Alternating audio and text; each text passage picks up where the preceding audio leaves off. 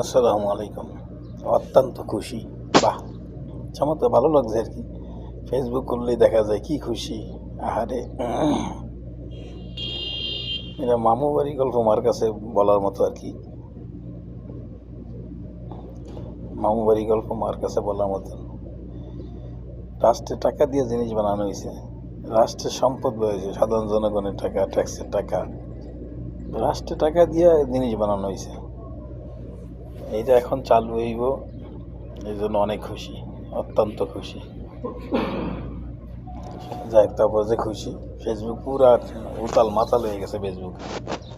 আমরা বানাইছি এইটা, এইটা আমাকে বানাইছে, অমুকে বানাইছে, তমুকে বানাইছে, আমাকে আমলে এটা হয়েছে। এই একটি সমস্যা বাংলাদেশে। এই আমলে কিছু হইলে কেউ আমাকে আমলে বানাইছে, ওই আমলে কিছু হলে কেউ ওই আমলে আমাকে আমলে বানাইছে। মনে হয় যে এটা এখনই যে সম্পদ দিয়ে বানাইছে, আর এটা রাষ্ট্র সম্পদ দিয়ে বানাইছে। সাধারণ জনগণের কমিশনের ট্যাক্সে টাকা দিয়ে এটা বানিয়েছে। এটা কারো ব্যক্তিগত জিনিস দিয়ে বানানো হয় না।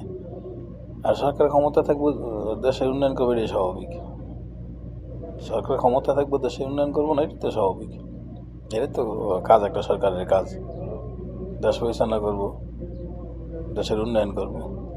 এই উন্নয়ন করতে গিয়ে যে কত হাজার হাজার কোটি টাকা চুরি হয়েছে, যদি আমার ভুল না হয়ে থাকে তাহলে মনে হয় এটার মধ্যে একটা বালিশ কাণ্ড করছিল।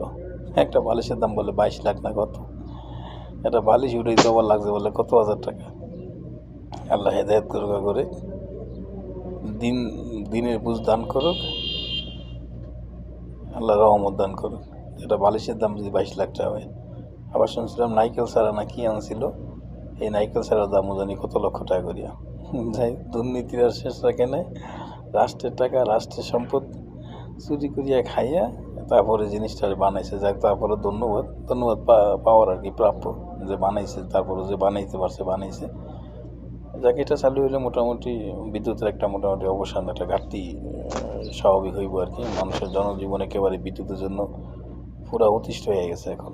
ব্যবসা বাণিজ্য সব কিছু। একটা রাষ্ট্রের মূল জিনিস হলো সড়ক যোগাযোগ এবং বৈদ্যুতিক, বিদ্যুৎ, ইলেকট্রিসিটি। এটার কি একটা রাষ্ট্রের সবচেয়ে বেশি বিজনেস মানে ব্যবসার চাকা সচল থাকে এবং ঘুরে, এটাই স্বাভাবিক। বিদ্যুৎ থাকলে কারখানাগুলো তাদের ঠিকমতো প্রোডাকশন দিতে পারে।